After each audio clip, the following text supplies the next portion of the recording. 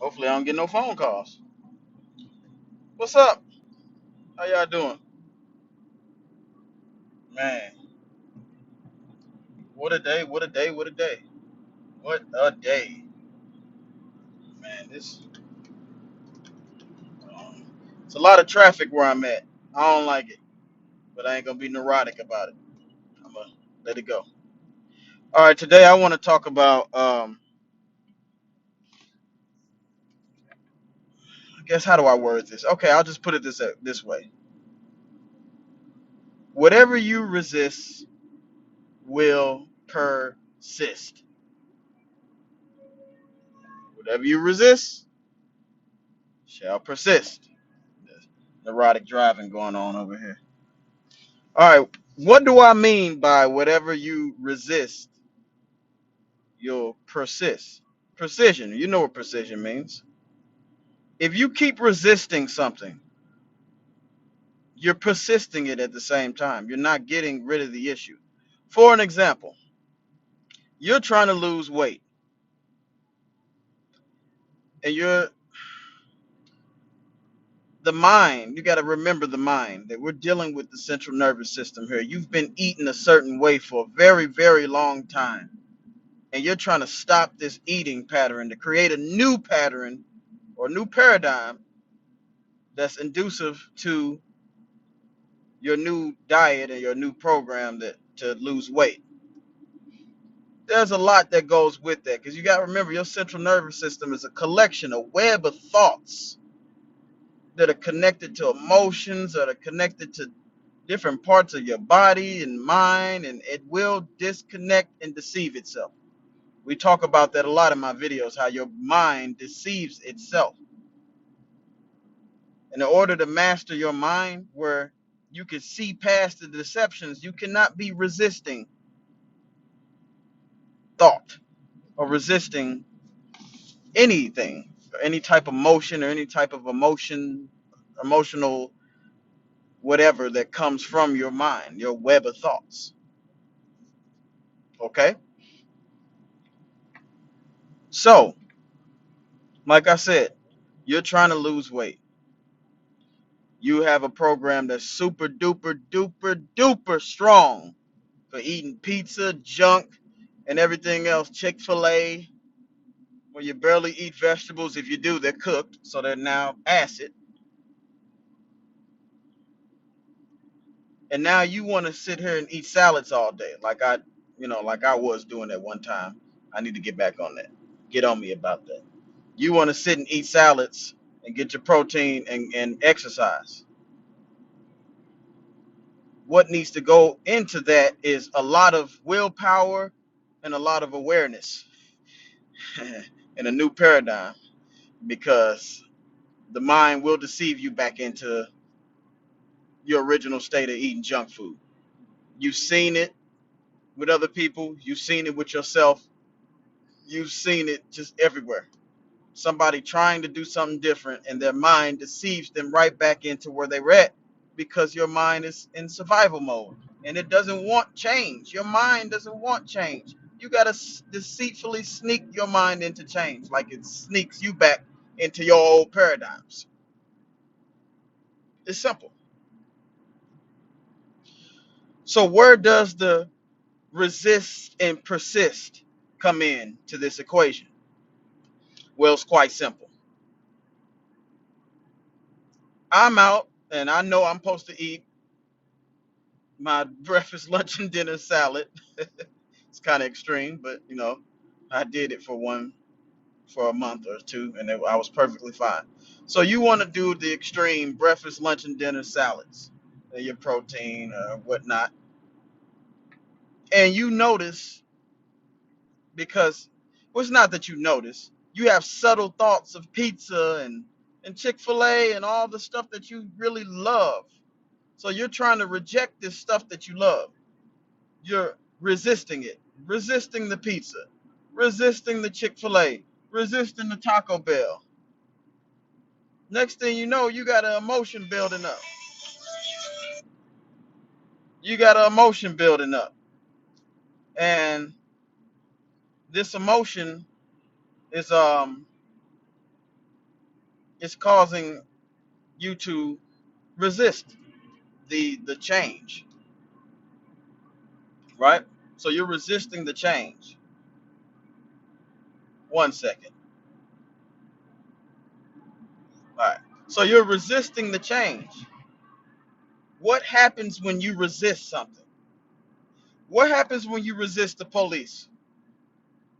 You cause him to persist more on you, right? What happens when you resist your mother or your father from whooping you? If they persist further, right? It's the same with the food or anything that you're trying to change. The more you resist it, oh, you eating it now, you got the pizza in your hand because your brain didn't deceive you to get the pizza instead of the salad. So you're eating the pizza, you're eating the Chick-fil-A, you're eating the sloppy, nasty food. Now you're like resisting it and you're getting upset with yourself and you, oh, I'm gonna do it better tomorrow. You're using all this energy to get upset with yourself. That's the resistance. You really think that doing that is gonna cause you to have some willpower tomorrow to eat right? You're gonna go right back to the same problem every time. You might, well, tomorrow you might eat your salads, and the next day you might eat your salads, and then your brain will be like, oh, pizza, pizza, McDonald's, large fountain soda from the convenience store, and you're unconsciously doing the stuff that you've been programmed to eat. It's an unconscious thing. That's why resisting unconsciousness. If you resist unconscious stuff, it'll persist automatically without you even understanding what's going on. And you'll be back slurping on the Chick-fil-A sandwich. You'll be back slurping on the extra large fries from McDonald's. It happens like clockwork. And the problem is you don't understand how your mind functions. Some of you guys do, but the majority of us do not understand how the mind functions. You have to trick your mind because your mind is the trickster anyway. It's tricking you. You wait. You like it's like you're in a trance. You here eating this chicken from Chick-fil-A and these fries, and you like, wait a minute, I'm supposed to be eating salad. And now you're going into resist mode, and that resist mode creates a persistence for it to happen again, because that's all resistance do. Resistance is persistence. It happens this way. Remember that. So Curtis, what's the solution? What is the solution? What do you think?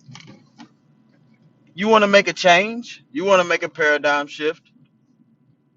You want to get out the paradigm lock.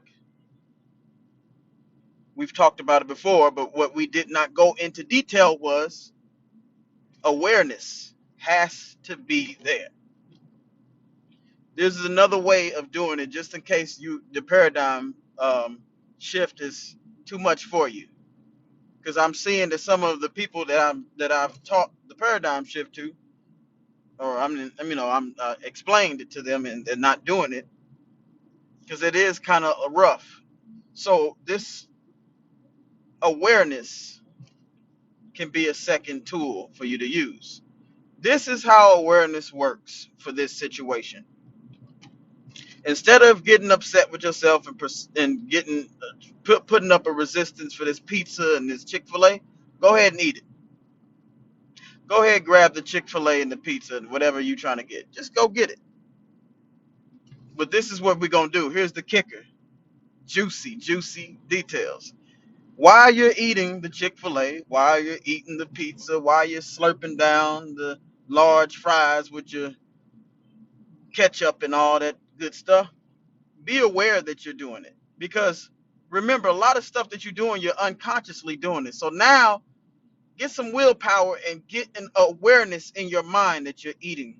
I'm eating some fries that are not good for me. The whole time you're eating it. I'm eating this hamburger that I'm supposed to be eating a salad.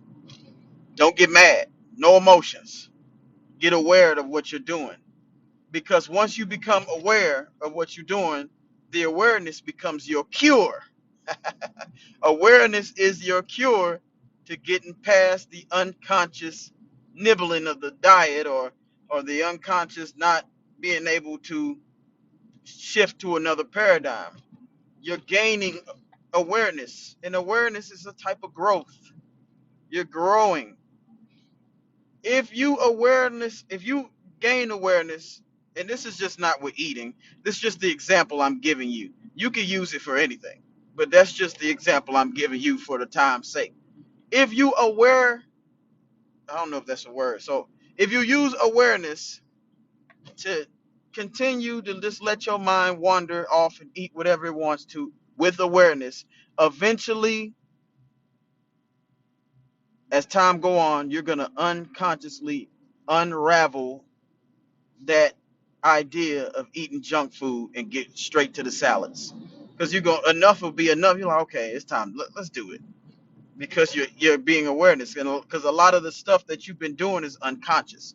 So with the complete opposite of unconsciousness is awareness. It's growth. So and then you cannot resist because resistance creates persistence. So hopefully you understand that much when you're trying to get something done or you're trying to make a paradigm shift or trying to do something. And be totally aware. I've said it in another video. Be totally aware of you, who you are. Study your tendencies. Study you. The hell with everybody else. Study you.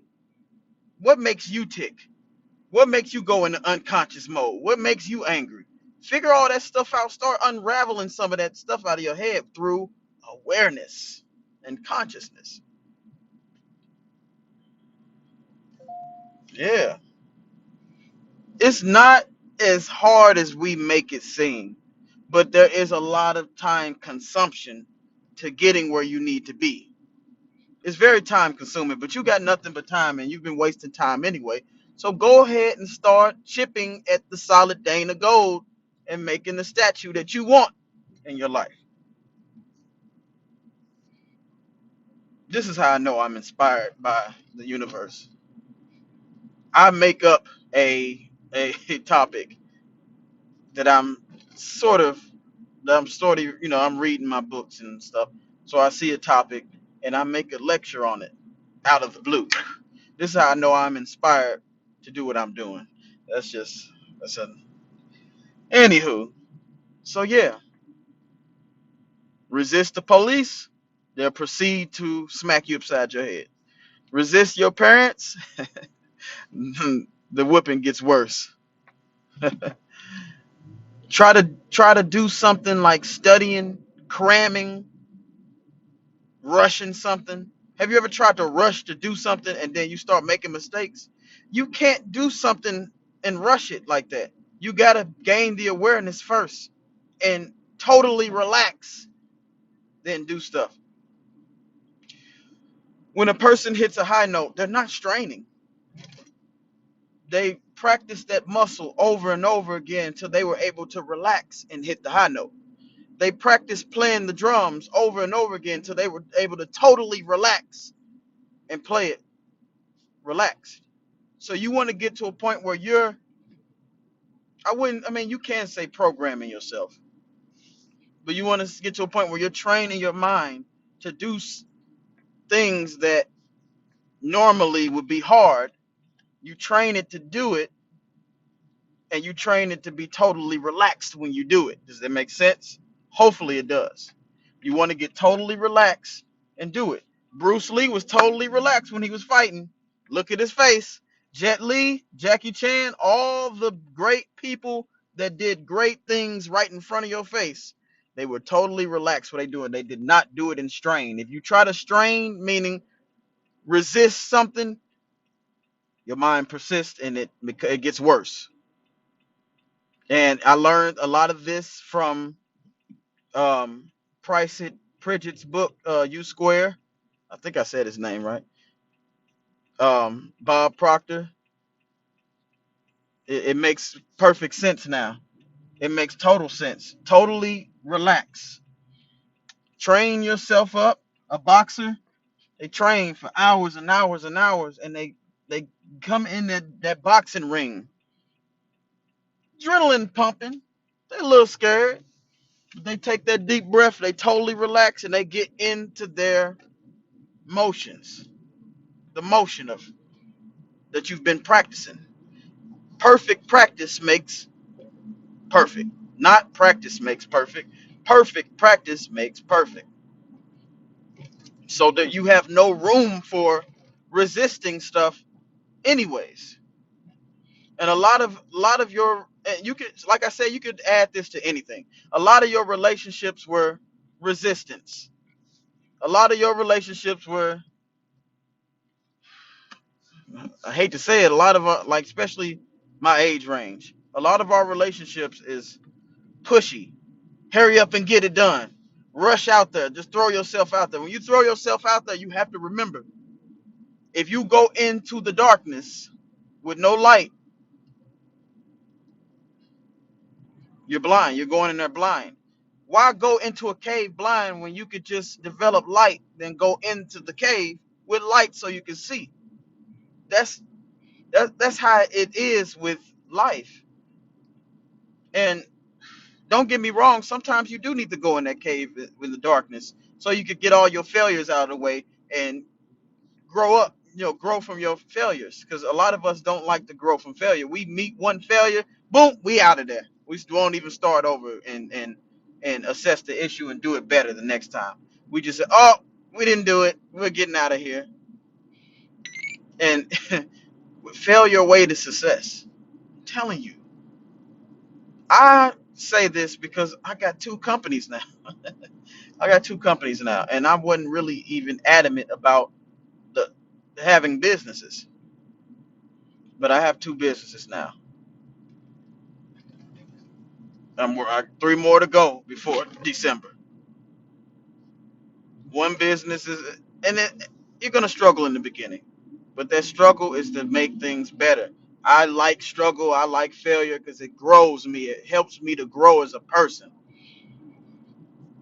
I guess I was cut from a different cloth or something. I don't know. I'm obsessed with results, getting the proper results. If I'm not getting the results, that means something inside of me is not working. And tomorrow we're gonna have a video on that growth, the type of growth that I'm talking about. But I just had to give you that insight. Hopefully you guys learned from this. Hopefully you're learning from any of my videos. And like I said, we're gonna keep this ball rolling, man. Peace.